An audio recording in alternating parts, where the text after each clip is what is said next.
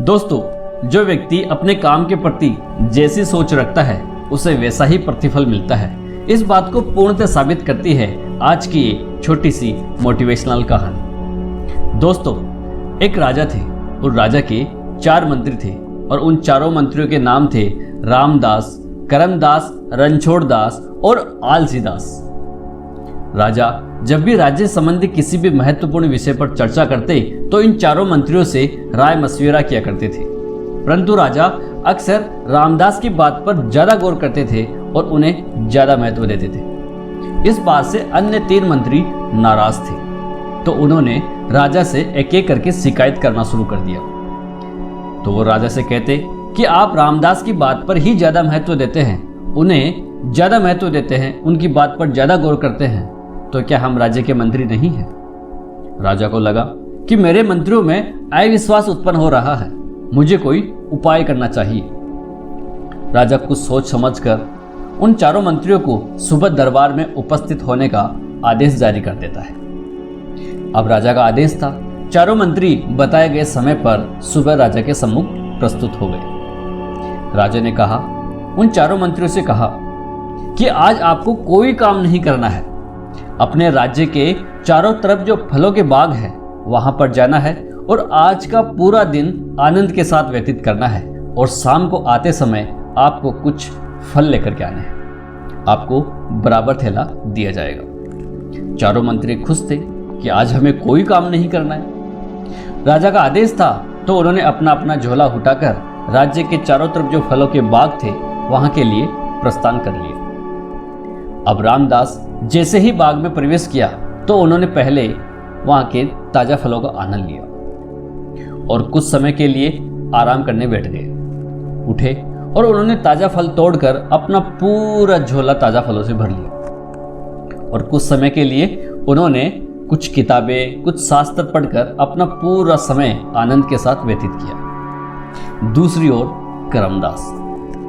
करमदास 2 घंटे के लिए सो गए।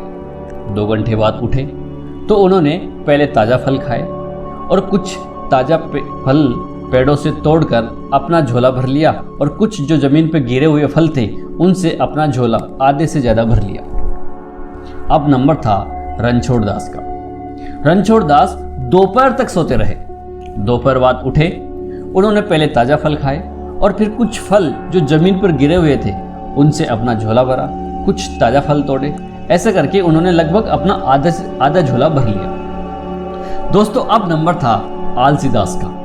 आलसीदास नाम में भी आलसी, काम में भी आलसी और सोच से भी आलसी थे। वो शाम तक बगीचे में सोते रहे। शाम को जब उठे तो उन्हें लगा कि बहुत ज्यादा समय बीत चुका है, मैंने तो फल तोड़े ही नहीं और कुछ फल खाए भी नहीं। तो उसने सोचा कि राजा ने तो बस ऐसे ही फल मंगा लिए होंगे, राजा को क्या आवश्यकता है फलों की। तो उन्होंने चालाकी करते हुए जो आसपास में जो फलों के आकार के पत्थर थे उन्हें चुनकर अपने झोले में डाल लिए और ऊपर दिखाने के लिए कुछ सड़े गले फल, कुछ ताजा फल रख लिए और आधे से कम थैला उन्होंने भर लिया। अब शाम को राजा के सम्मुख उपस्थित होने का समय हो चुका था।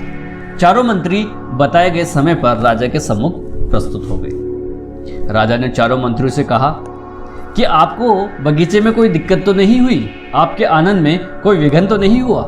चारों मंत्रियों ने कहा, नहीं हुजूर, हमें किसी प्रकार की कोई समस्या नहीं हुई। राजा ने कहा, अच्छी बात है।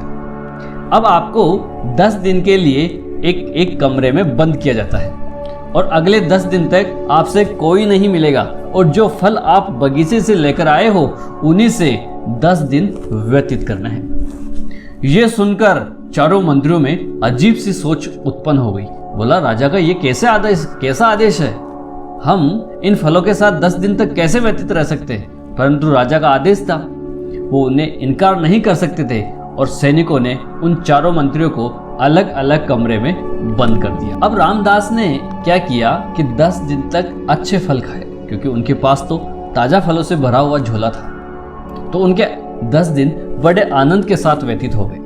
इधर करमदास, जिन्होंने आधे से ज्यादा फलों से अपना झोला भर रखा था, उसमें कुछ सड़े गले फल होने की वजह से कुछ ताजा फल भी खराब हो गए, इसलिए वो 8 दिन तक तो फलों के साथ व्यतीत किए और 2 दिन भूखे रहे।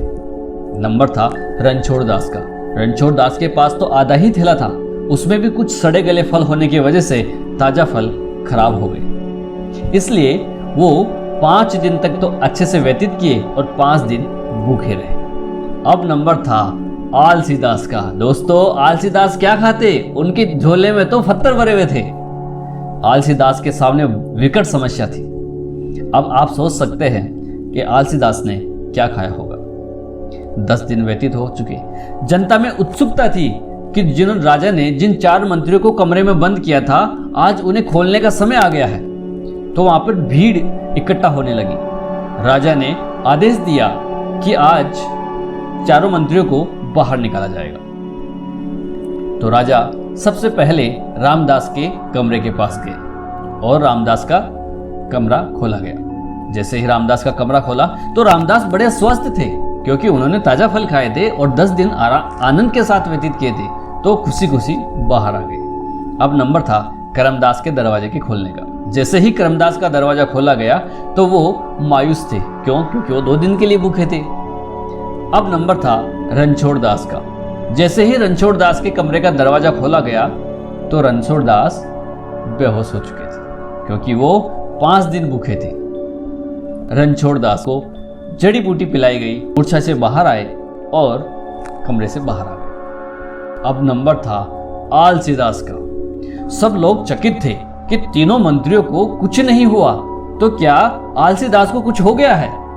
यह सोचकर सब में एक बड़ी जिज्ञासा उत्पन्न हुई कि इस कमरे में आलसीदास के साथ क्या हुआ होगा। जैसे ही आलसीदास का दरवाजा खोला गया, सब देख करके दंग रह गए। क्यों? क्योंकि आलसीदास अपने प्राणों को खो चुके थे। उनके प्राण पखेरु उड़ चुके थे। दोस्तों, राजा ने तीनों मंत्रियों सहित पूरी प्रजा में मैसेज किया कि मैंने 4 मंत्रियों को बराबर थैला दिया और उनकी इच्छा के अनुसार बाग दिए। जिसने जैसा प्रतिफल पाया, जैसी उसने सोच रखी थी। आलसीदास की मृत्यु का कारण मैं नहीं हूं। आलसीदास को मैंने भी उसकी इच्छा अनुसार बाग दिया है, बराबर झोला दिया है, पर आलसीदास की सोच ने ही उसके प्राण लिए हैं। दोस्तों, कहानी बहुत छोटी है पर शिक्षा बहुत बड़ी है। हम अक्सर अपने आप से शिकायत क्या करते हैं कि मेरी कंपनी ऐसी है, मेरा बॉस ऐसा है, मैं इस तरीके से काम नहीं करता हूँ। इस तरीके से कंप्लेन क्या करते हैं? दोस्तों, वो कंप्लेन अक्सर हम अपने आप से क्या करते हैं। इसलिए हमेशा अपने काम के प्रति सजग रहना चाहिए, अच्छी सोच के साथ काम करना चाहिए और पॉजिटिव विचारों के साथ करना चाहिए। दोस्तों, ये थी कहानी। आपको कैसी लगी कमेंट्स जरूर कीजिएगा। और हाँ, चैनल पर पहली बार विजिट कर रहे हैं तो चैनल को सब्सक्राइब कर लीजिएगा और नोटिफिकेशन बेल को ऑन कर लीजिएगा, ताकि इसी प्रकार की बेहतरीन मोटिवेशनल वीडियो और मोटिवेशनल पोएट्रीज आप तक पहुंचती रहे। चलिए दोस्तों, मिलते हैं अगले वीडियो में। तब तक के लिए जय हिंद, जय भारत।